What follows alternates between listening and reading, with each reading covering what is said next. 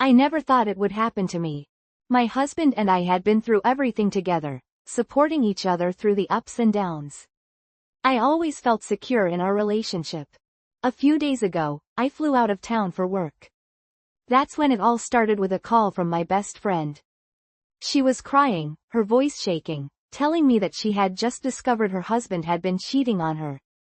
She was devastated, desperate, and in need of comfort. She needed a place to stay. I called my husband and asked if it would be okay for her to spend the night in our guest room, and he agreed without hesitation. Now, here's where things get strange. I took my husband's iPad with me to watch my shows at the hotel. When I logged in, dozens of messages from my best friend to my husband popped up. My stomach dropped. At first, I thought it was odd. Why was she texting him so much while she was supposed to be staying at our house? But I didn't just ignore it. I felt a strange compulsion to look deeper.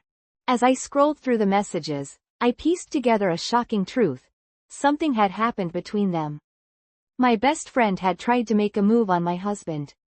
It wasn't clear if it was a moment of weakness or something planned, but it was clear. My best friend crossed a line that she knew she shouldn't have. And worse, my husband had kicked her out afterward. I felt betrayed, torn between two people I trusted the most in my life. But I decided to wait until I got home to confront them both. I needed answers. We sat down after dinner, and I confronted my husband. He didn't deny anything.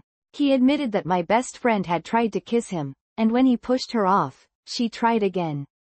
He said she didn't take no for an answer and that he had to tell her to leave. He also mentioned that he almost called me the night before but didn't want to add more stress. He said he wanted to be there in person when he told me the truth. Then, I reached out to her. She had already gone back home, and when I spoke with her, she was full of apologies. She told me she wasn't in the right headspace, that it was a mistake, and begged me not to end our friendship.